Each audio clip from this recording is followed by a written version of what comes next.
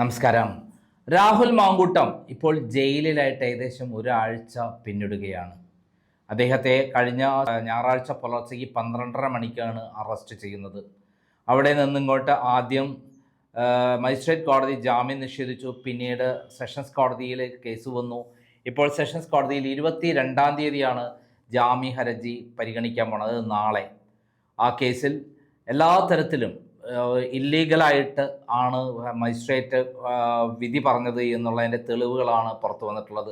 Supreme കോടതി വളരെ വ്യക്തമായി പറഞ്ഞിട്ടുണ്ട്, വിവാഹ വാഗ്ദാനം ചെയ്ത് ലൈംഗിക ബന്ധത്തിൽ ഏർപ്പെട്ടാൽ അത് ബലാത്സംഗമായി കരുതാൻ പറ്റില്ല എന്ന് കൃത്യമായി പറഞ്ഞുകൊണ്ട്, അതായത് ഒരു കുഞ്ഞ് വേണം എന്ന് പറഞ്ഞുകൊണ്ട് റേപ്പ് ചെയ്തു എന്ന് പറയുന്ന ലേഡി വീണ്ടും വീണ്ടും രാഹുൽ മാങ്കൂട്ടനെ കാണാനും രാഹുൽ മാങ്കൂട്ടത്തോടൊപ്പം ജീവിക്കാനും വേണ്ടി പ്ലാൻ ചെയ്തു എന്ന് പറയുന്ന തെളിവുകളാണ് കോടതിയിൽ എത്തിയിട്ടുള്ളത്. മാത്രമല്ല, രാഹുൽ മാങ്കൂട്ടത്തിനോടൊപ്പം കിടപ്പറ പങ്കിട്ടത് അത് രാഹുൽ മാങ്കൂട്ടത്തിനേക്കാളധികം യുവതിക്കായിരുന്നു താല്പര്യമെന്നുള്ള ഓഡിയോയും യുവതിയുടെ ശബ്ദ സംഭാഷണവും പത്തനംതിട്ട സെഷൻസ് കോടതിയിൽ ഹാജരാക്കിയ ബെയിൽ ആപ്ലിക്കേഷനിൽ രാഹുൽ മാങ്കൂട്ടം ഹാജരാക്കിയിട്ടുണ്ട്.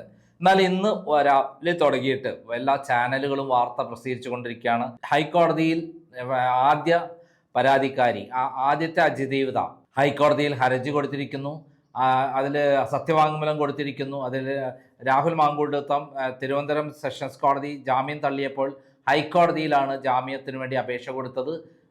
അപ്പോൾ മുൻകൂർ ജാമ്യ അപേക്ഷ കൊടുത്തത്. ആ ജാമ്യ അപേക്ഷയിൽ വളരെ കൃത്യമായി പറയുന്ന ചില കാര്യങ്ങളുണ്ട്. ഇതിൽ പറയുന്ന കാര്യം, ലേഡിയുമായിട്ട് ഞാൻ സെക്ഷലി ബന്ധമുണ്ടായിട്ടുണ്ട്, അത് പരസ്പര സമ്മതത്തോടു കൂടിയിട്ടാണ്. അവരെ ഞാൻ വിവാഹം കഴിക്കാമെന്നുള്ള ധാരണയിലായിരുന്നു. പക്ഷേ അവർ വിവാഹിതയാണ് എന്ന് എന്നോട് മറച്ചു വെച്ചിരുന്നു. അങ്ങനെ ഞാനും അവരുമായി നല്ല ബന്ധമായിരുന്നു. എന്നിരുന്നാൽ പിന്നീടാണ് മനസ്സിലാകുന്നത് ഇവർ ഭർത്താവ് ഉണ്ടെന്നും ഭർത്താവുമായിട്ടുള്ള ബന്ധങ്ങൾ നല്ല രൂപത്തിലാണ് പോകുന്നതെന്ന് മനസ്സിലാവുകയും അവർ അതിൻ്റെ അടുത്ത് മറച്ചു വെക്കുകയായിരുന്നു എന്നാണ് രാഹുൽ മാങ്കൂട്ടം പറഞ്ഞത്. എന്നാൽ ഇന്ന് യുവതി ഒരു സത്യവാങ്മൂലം കൊടുത്തിട്ടുണ്ട് ഹൈക്കോടതിയിൽ. ആ സത്യവാങ്മൂലത്തിൽ പറയുന്ന ഞെട്ടിക്കുന്ന കാര്യങ്ങൾ ഇങ്ങനെയാണ്. ഒന്ന്, ഒരു രതിവൈകൃതത്തിൻ്റെ ആളാണ് രാഹുൽ മാങ്കൂട്ടത്തിൽ. അദ്ദേഹം വളരെ വൾഗറായ രൂപത്തിൽ ലൈംഗിക ബന്ധത്തിൽ ഏർപ്പെടാറുണ്ട്. അദ്ദേഹം ബലാത്സംഗമാണ് ചെയ്യാറുള്ളത്. ഒരു തവണയല്ല, പല തവണ ബലാത്സംഗം ചെയ്തിട്ടുണ്ട്. പിന്നെ നഗ്ന വീഡിയോ എടുത്തിട്ടുണ്ട്. ആ നഗ്ന വീഡിയോ ഞാൻ കണ്ടിട്ടുണ്ട്. അത് എൻ്റെ ബോഡി എപ്പോഴും സുന്ദരമായ എൻ്റെ ബോഡി കാണണമെന്ന് ആഗ്രഹിച്ചിട്ടാണ് ഈ രാഹുൽ മാങ്കൂട്ടം ആ വീഡിയോ എടുത്തിട്ടുള്ളത്. മാത്രമല്ല, രാഹുൽ മാങ്കൂട്ടത്തിന് 10ഓളം പേർ പരാതിക്കാരികളുണ്ട് എന്നാണ് പറയുന്നത്. ഒരു പോക്സോ കേസിലെ പരാതിക്കാരിയുമുണ്ട് എന്നാണ് പരാതിക്കാരി, അതായത് 1-ാം കേസിലെ പരാതിക്കാരി പറയുന്നത്. ഒരു BJP നേതാവിൻ്റെ ഭാര്യയായ, പാലക്കാടുകാരിയായ, അതേസമയത്ത് ഒരു ചാനലിൽ അവതാരകയായ ഈ പെൺകുട്ടി കൊടുത്ത പരാതിയിലാണ് രാഹുൽ മാങ്കൂട്ടത്തിനെ ആദ്യം അറസ്റ്റ് ചെയ്യാൻ കേരളം മുഴുവനും, വയനാട്, അതേപോലെ കർണാടകയും തമിഴ്നാടടക്കം പോലീസ് എല്ലാ സ്ഥലത്തും പോയത്. തിരുവനന്തപുരം കോടതിയിൽ, സെഷൻസ് കോടതിയിൽ മുൻകൂർ ജാമ്യത്തിന് അപേക്ഷിച്ചപ്പോൾ മുൻകൂർ ജാമ്യം നിഷേധിക്കുകയാണ് ചെയ്തത്.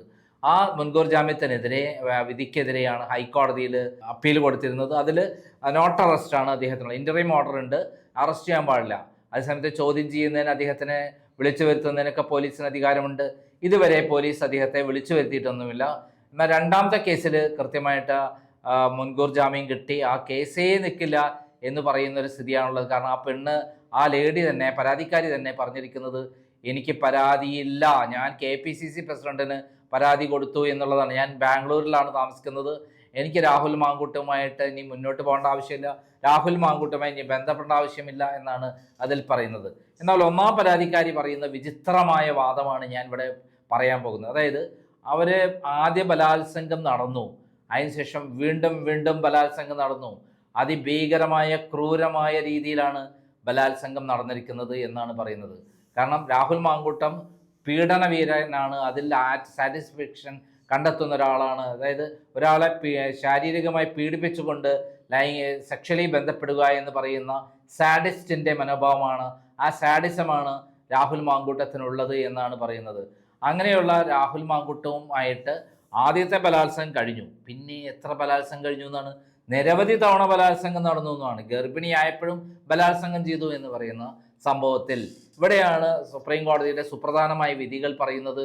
ഒരു തവണ ബലാത്സംഗം നടന്നു എന്ന് പറയുന്നതിന് ഒരു രസമുണ്ട്. ആ ബലാത്സംഗത്തിന് മുകളിൽ വീണ്ടും വീണ്ടും ബലാത്സംഗം ചെയ്തു നടന്നു എന്ന് പറഞ്ഞാൽ അതിനർത്ഥം ഈ പെണ്ണറിയാതെ, ഈ പെണ്ണ് വിചാരിക്കാതെ, ഈ അതിജീവിതം വിചാരിക്കാതെ അങ്ങോട്ട് പോകുമോ? രാഹുൽ മാങ്കൂട്ടത്തെ തേടി തേടി പോകുന്നതിൻ്റെ വ്യക്തമായ വാട്സപ്പ് സന്ദേശങ്ങളാണ് രാഹുൽ മാങ്കൂട്ടം തിരുവനന്തപുരം സെഷൻസ് കോടതിയിൽ ഹാജരാക്കിയിട്ടുള്ളത്. അത് ഹൈക്കോടതിയിലും ഹാജരാക്കിയിട്ടുണ്ട്. ഹൈക്കോടതി പ്രഥമ ദൃഷ്ട്യാ തന്നെ ഈ സുപ്രീം കോടതി വിധിക്കനുസരിച്ച് ഈ കേസ് നിലനിൽക്കുകയില്ല എന്ന് കണ്ടെത്തി അദ്ദേഹത്തിന് മുൻകൂർ ജാമ്യം തന്നെ നോട്ട് അറസ്റ്റ് കൊടുത്തിരുന്നു. ഇപ്പോഴിതാ അതിൻ്റെ ആ പെൺകുട്ടി അതിജീവിത തന്നെ സത്യവാങ്മൂലം സമർപ്പിച്ചിരിക്കുകയാണ്. അതിൽ ഏറ്റവും വിചിത്രമായ വാദം എന്ന് പറയുന്നത് ഇതാണ്. അതായത് രാഹുൽ മാങ്കൂട്ടം ഈ വിവാഹിതയായ അവർ ഈ രാഹുൽ മാങ്കൂട്ടത്തിനോടൊപ്പം ആദ്യം സെക്ഷലി ബലാത്സംഗം നടന്നു, വീണ്ടും വീണ്ടും വീണ്ടും ബലാത്സംഗം നടന്നു പറഞ്ഞാൽ കോടതി എപ്പോഴേ എടുത്ത് വലിച്ചെറിയും ആ കേസ് എന്നുള്ളതാണ് സത്യം. സുപ്രീം കോടതിയുടെ സുപ്രധാനമായ വിധികൾ പറഞ്ഞിട്ടുള്ളത് ഒരു തവണ ബലാത്സംഗം നടന്നു എന്ന് പറയുന്ന ഒരാൾ വീണ്ടും എന്തിനാണ് ബലാത്സംഗത്തിന് വേണ്ടി പോകുന്നത്? ഒരു തവണയല്ല, 2 തവണയല്ല, നിരവധി തവണ എന്ന് പറയുമ്പോൾ ആ തവണകളൊക്കെ തന്നെ ഈ യുവതി, ഈ പെൺകുട്ടിയെ രാഹുൽ മാങ്കൂട്ടനെ വിളിക്കുന്നിടത്തൊക്കെ പോകേണ്ട ആവശ്യം എന്താ? വേറെ ഏറ്റവും പ്രധാനപ്പെട്ട കാര്യം, ആ പെൺകുട്ടി ആദ്യത്തെ ബലാത്സംഗം നടന്നു എന്ന് പറഞ്ഞിട്ട് ഇന്നേ വരെ ഒരു പരാതി പോലും കൊടുത്തിട്ടില്ല. ഈ അവസാന ഘട്ടത്തിലാണ് പിണറായി വിജയൻ തയ്യാറാക്കി കൊടുത്ത ഒരു പരാതി കോടതിയിലെത്തുന്നു, പോലീസ് സ്റ്റേഷൻ എത്തുന്നത്. ആ പോലീസ് സ്റ്റേഷൻ എത്തുന്നതിൻ്റെ അടിസ്ഥാനത്തിലാണ് പിന്നെ കേസ് FIR ഇടുന്നത്. ആ പെൺകുട്ടിയെ പിണറായി വിജയനെ ക്ലിഫ് ഹൗസിൽ പോയി കാണാനുള്ള സൗകര്യം ചെയ്തു കൊടുക്കുന്നു. അവസാനം അവിടെ നിന്നല്ലാതെ പിന്നെ ഓഫീസിൽ ചെന്ന് കാണുന്നു എന്നുള്ളതാണ് പറയുന്നത്. അതായത് പിണറായി വിജയൻ്റെ അടുത്ത് നേരിട്ട് പോകാൻ കാരണം എന്താണ്? അവിടെ തയ്യാറാക്കിയ ഒരു പരാതി ഒപ്പിട്ട് കൊടുക്കണം, അത് മാത്രമേ ഉണ്ടായിരുന്നുള്ളൂ. പരാതി തയ്യാറാക്കിയതൊക്കെ പി ശശിയോട് ബന്ധപ്പെട്ട ഒരു അഡ്വക്കറ്റാണ് എന്നുള്ള വിവരമാണ് കിട്ടിയുള്ള. ആദ്യത്തെ പരാതിയും 2ാമത്തെ പരാതിയും 3ാമത്തെ പരാതിയും ഒരേ തിരക്കഥ തന്നെയായിരുന്നു. ആ തിരക്കഥ, സംവിധാനം, സംഭാഷണം, പിന്നെ നിർമ്മാണം എല്ലാം തന്നെ പിണറായി വിജയൻ ആൻഡ് കമ്പനിയാണ് നിർവഹിച്ചിട്ടുള്ളത്. അതിൻ്റെ ഒരു ഭാഗം തന്നെയാണ് ഈ സത്യവാങ്മൂലവും അതേപോലെ തയ്യാറാക്കിയതാണെന്നുള്ള ഒരു അഡ്വക്കറ്റ് തയ്യാറാക്കി തിരുവനന്തപുരത്ത് കൊടുത്തതാണെന്നുള്ള വിവരങ്ങളാണ് പുറത്തു വരുന്നത്. എന്തായാലും പിണറായി വിജയന് ഇത്തരം സ്ത്രീകളെ ഉപയോഗിച്ച് എതിരാളികളായ രാഷ്ട്രീയക്കാരെ നശിപ്പിക്കുന്നതിൽ മിടുക്കത്തരം തന്നെയുണ്ട്. നമുക്കറിയാം, ഉമ്മൻചാണ്ടിയുടെ വീട്ടിൽ വെച്ച്, ക്ലിഫ് ഹൗസിൽ വെച്ച് സരിതാ നായരുമായിട്ട് രതിവൈകൃതങ്ങളിൽ ഏർപ്പെട്ടെന്ന ഒരു കഥ പിണറായി വിജയൻ ഉണ്ടാക്കാമെങ്കിൽ ആരെക്കുറിച്ചും എങ്ങനെ വേണമെങ്കിലും കഥകൾ ഉണ്ടാക്കാനുണ്ടോ വലിയ പണി. ഇപ്പോൾ തന്നെ കോഴിക്കോട് ദീപക് എന്ന് പറയുന്ന യുവാവ് മരിച്ചത് ഒരു വനിതയുടെ, ഒരു സ്ത്രീയുടെ, പെൺകുട്ടിയുടെ റീൽ ഉണ്ടാക്കുന്നതിൻ്റെ ഭാഗമായി ഉണ്ടാക്കിയ ഫാബ്രിക്കേറ്റഡായ ഒരു വിഷ്വലാണ്. അതായത് ബസ്സിൽ യാത്ര ചെയ്യുമ്പോൾ അങ്ങോട്ടും ഇങ്ങോട്ടും ഒന്ന് തട്ടിപ്പോയി എന്നത് കാണിക്കാൻ വേണ്ടി വളരെ കൃത്രിമമായ റീൽസ് ഉണ്ടാക്കുകയും ആ റീൽസ് പബ്ലിഷ് ചെയ്യുകയും ആ പബ്ലിഷ് ചെയ്ത റീൽസ് ലക്ഷക്കണക്കിന് ആളുകൾ കാണുകയും ആ ലക്ഷക്കണക്കിന് ആൾക്കാർ കണ്ട് അപമാനിതനായ യുവാവ് ഇനി ജീവിച്ചിരുന്നിട്ട് കാര്യമില്ല എന്ന് മനസ്സിലാക്കി ആത്മഹത്യയും ചെയ്തു. ആ യുവാവ് നമുക്കറിയാമോ, ജീവിച്ചിരുന്നെങ്കിൽ ആ യുവാവിനെതിരെ ബലാത്സംഗത്തിന് അല്ലെങ്കിൽ കേസെടുക്കുമായിരുന്നു. ജാമ്യം കിട്ടാത്ത വകുപ്പിൽ അറസ്റ്റ് ചെയ്യും.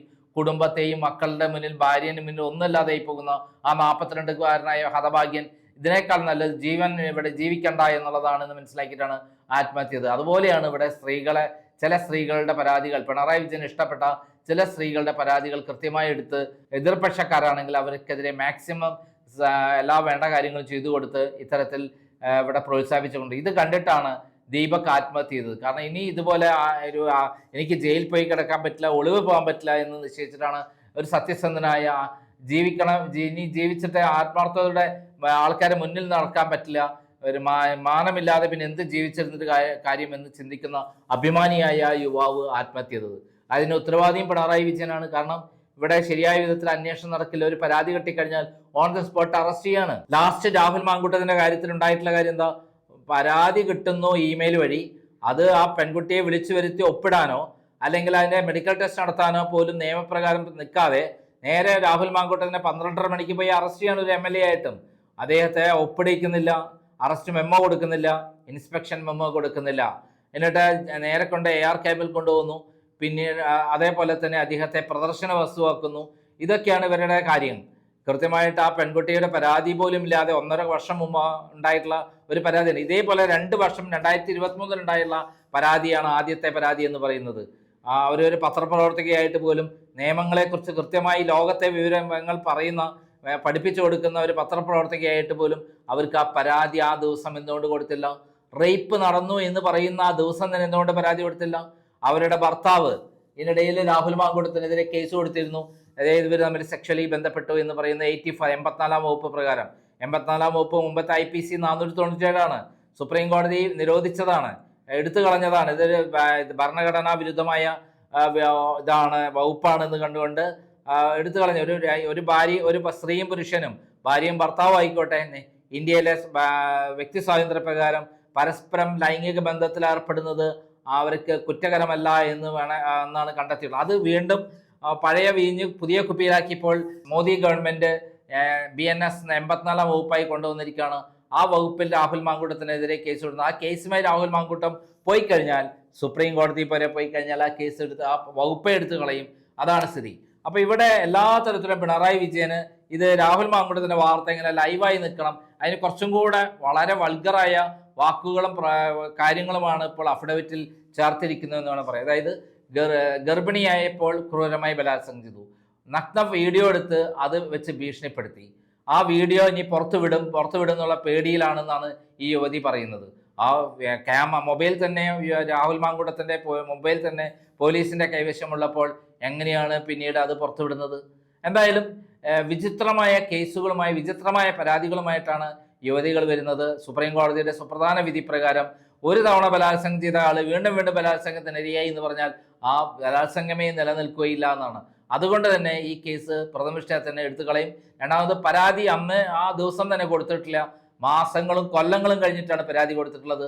അതുകൊണ്ട് തന്നെ രണ്ടാമത്തെ ചോയ്സ് ഇപ്പോഴത്തെ ലേറ്റസ്റ്റ് ആയ സുപ്രീം കോടതിയുടെ വിധി പ്രകാരം വിവാഹ വാഗ്ദാനം ചെയ്ത് ലൈംഗിക ബന്ധത്തിൽ ഏർപ്പെട്ട് കഴിഞ്ഞാൽ അത് ബലാത്സംഗമല്ല എന്ന് ജസ്റ്റിസ് നാഗരത്നയുടെ ഏറ്റവും പുതിയ ഒരു ജഡ്ജ്മെന്റ് മഹാരാഷ്ട്രയിലെ ഒരു കേസുമായി ബന്ധപ്പെട്ട്, അതും ഒരു അഡ്വക്കേറ്റ് കൊടുത്ത പരാതിയിലാണ്. അവരുടെ കക്ഷിയായ ഒരാള് ലണ്ടനിൽ താമസിക്കുന്ന ഒരാളാണ് അവരെ റേപ്പ് ചെയ്തു എന്ന് പരാതി കൊടുത്തത്. പക്ഷെ ആ പരാതി വിവാഹ വാഗ്ദാനം ചെയ്തു എന്ന് പറഞ്ഞിട്ടാണ് കൊടുത്തത്.